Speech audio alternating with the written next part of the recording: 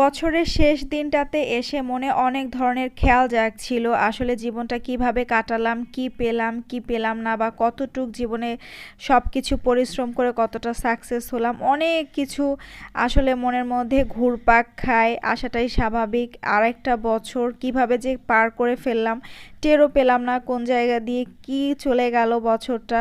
তো যাই হোক, যেমনই কেটেছে আলহামদুলিল্লাহ ভালো কেটেছে। এই মানে কি পেলাম বা কি পেলাম না এটা নিয়ে আর হতাশ হতে চাচ্ছি না। সামনে যেহেতু নতুন আরেকটা বছর আসবে, ইনশাল্লাহ চেষ্টা করব সামনের বছরটা সুন্দরভাবে কাটাতে। তারপরেও সব সময় চেষ্টা করি সুন্দরভাবে প্রতিটা সময় কাটানোর, বাকিটা সবই আল্লাহর ইচ্ছা। আল্লাহর ইবাদাতে থেকে পরিশ্রম করে সুন্দরভাবে যেন কাটাতে পারি, সব কিছু যেন সুন্দরভাবে হয় সেই প্রত্যাশা শুধু আমার না, সবার জন্যই করছি।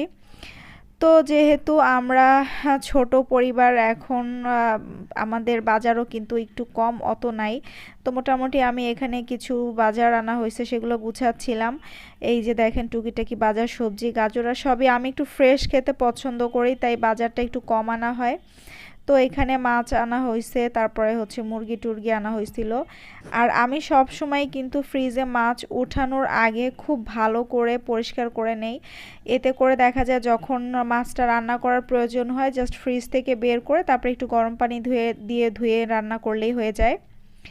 তো এখানে আজকে যেহেতু রুই মাছটা আনা হয়েছে অনেক ফ্রেশ ছিল, এই জন্য রুই মাছ রান্না করে নিচ্ছি। আর ফারাজের বাবা কিন্তু এই মাছ খাবে না, আমি আর শুধু ফারাজ খাবো।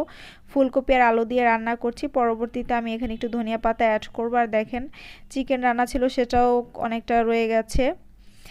আর সব সময় তো আসলে ছাদে আসা হয় না, আমি একটু মাঝে মাঝে ছাদে আসতে খুব পছন্দ করি। এগুলো আমার ফুল গাছগুলো দেখেন শীতের কারণে কেমন জানি একটু হয়ে গেছে, আমি পানি দিচ্ছিলাম গাছে। আর এইখানে আমি বিকেলের জন্য নাস্তা বানাইছি আজকে একদম সিম্পলভাবে, খুবই সহজে, খুবই মজার একটা ভেজিটেবল স্যুপ। আর জাস্ট এক টুকরা মাংস দিয়ে স্যুপটা বানানো হয়েছে, আর সাথে আছে লুচি। আর এটা খেতে যে কি মজার, এটা রেস্টুরেন্ট থেকেও আমি বলবো বেশি মজার হয়। আর এটা রেসিপি যদি আপনারা চান প্লিজ আমাকে কমেন্টস করে জানাবেন। আপনারা যদি রেসিপি চান তাহলে আমি রেসিপি আপলোড করব। খুবই ব্যস্ত সময় যাচ্ছিল, সারাদিন কাজকর্ম, তারপরে সন্ধ্যা নাস্তার পরে ফারাজকে নিয়ে একটু পড়তে বসাই। দুই বেলা চেষ্টা করি ফারাজকে একটু পড়ানোর। তো যেহেতু অনেক বিজি ছিলাম, ভ্লগটা খুব একটা বেশি লং করতে পারিনি, যতটুকু পেরেছি করলাম আপনাদের জন্য। তো কেমন লাগলো অবশ্যই আমাকে একটু কমেন্টস করে জানাবেন। সবাইকে অসংখ্য ধন্যবাদ।